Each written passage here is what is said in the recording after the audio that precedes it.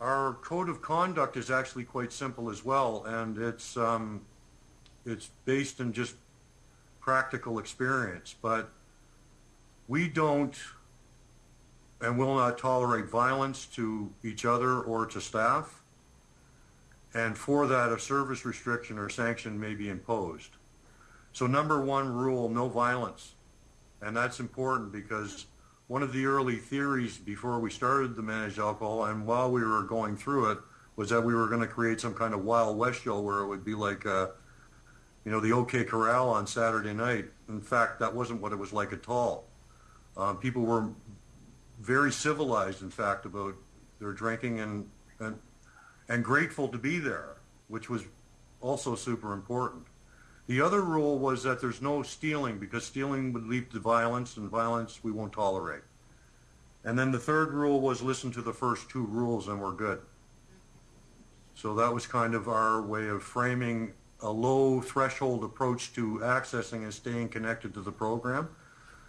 I mean, the whole thing would go sideways if we said that, I once had a group from Scotland say we're starting a managed alcohol program and we're going to send you our code of conduct, and there was 51 rules. The only one that was allowed in, I guess, was the parish priest, because 51 rules, or you would pretty hard to stay within that work. The other point, sorry, I'll go back to questions, but I'd like to make another point before we're done. Go ahead, Arthur. The other thing I think that I talked a little bit about not really having a blueprint or a template for the work, but our genesis or our beginnings as a shelter system started back in the late 1800s.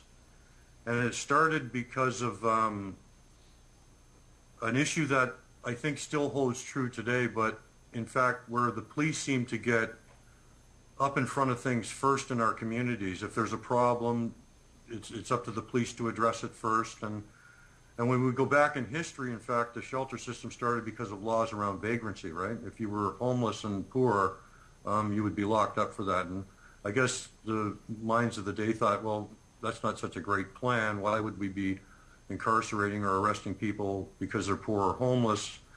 And I think that's kind of what we're faced with around some of this discussion in terms of chronic alcoholism on the streets and in our communities, that the police are often challenged with that first. And I think we can all agree that, chronic substance use isn't purely a police issue. It's the related problems that are a concern. And in fact, the police could be busy doing policing work if we were all working in a different way around managing addictions and things differently. So I know when we started this program here, some of the feedback we got early on from police institutions was kind of crazy. Wait a minute, you're going to allow people to drink, you're just facilitating their drinking, you're enabling them. And then quickly afterwards we recognized, and I guess they recognized, that what a great opportunity this would be. So we've helped to develop 3 other managed alcohol programs in the country now, and the process was quite different. In fact, some of the police in those other communities said we should have done this 40 years ago. This makes completely good sense to us. Why would we be arresting people and holding them in a drunk tank for no other purpose than they just don't have anywhere to go? And I think the point I'm trying to make here is that there's something that happens to people who are homeless for a long time. And homelessness is a problem that can be solved. That's sure. We're kind of sure of that. We just need the right people and the right leaders in place and some resources to do it. But when a chronic alcoholic of 20 years who's living on the street, in fact, I think transitions from being homeless to being placeless, and I think that's an entirely different thing. I think when people become placeless, they become trapped in a situation where they can't actually go anywhere. There's nowhere for them to be. In fact, they can't stay on the streets, they can't get into shelters, they can't get into housing, they can't go back to the community where they originated from, and they're truly stuck in some kind of crazy purgatory or limbo. And I think that's what happens to people who are suffering like the people we're talking about. Are there any final questions for Arthur before we send him back to the internet? Thank you so much for joining us, Arthur. We Dave? really appreciate. Oh, is there? There's one. Oh yeah. There's one last question for you, Arthur, before we. I'm sorry, it's not really a question. It's more a comment. And thank you very much for, endorsing the managed alcohol programs. I think that the audience might want to know, though, that we have been developing a managed alcohol program. Once again, I'm sorry, my name is Garth McIver. I'm addiction physician with Vancouver Coastal Health. And as Arthur probably knows, there is a dearth of literature on managed alcohol programs. There's very little that's been published, very little that's been peer-reviewed, and most of the information has been anecdotal, okay? But we have, over the last year, been developing a managed alcohol program in Vancouver. We are finishing the touches on our clinical practice guidelines, and I think by the end of January we will have those guidelines in place.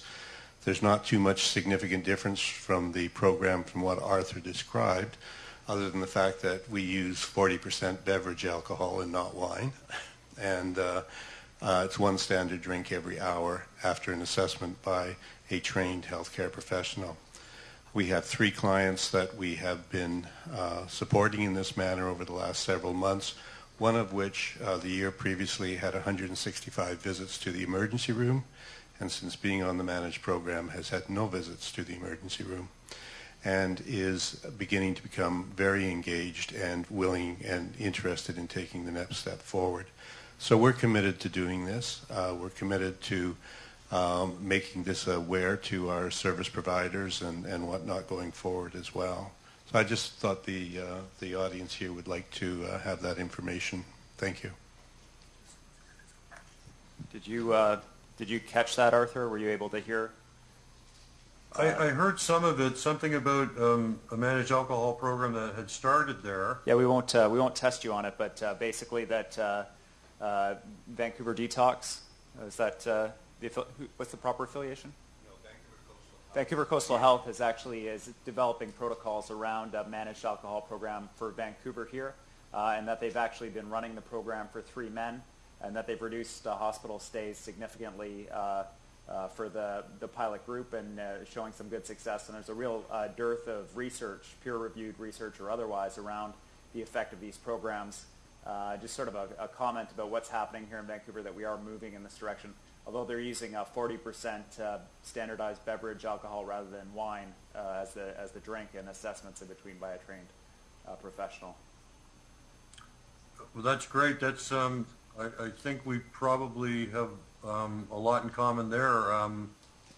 The clients that we're talking about now, important to know that most of them drank very hard on the street prior to this program, and some 95% don't anymore. There's still a few that are in and out, but we've had several clients who have had a pattern of doing that for 15, 20 plus years, that have had as many hospitalizations as that gentleman was indicating, and went from hundreds a year to none, and none for 10 years.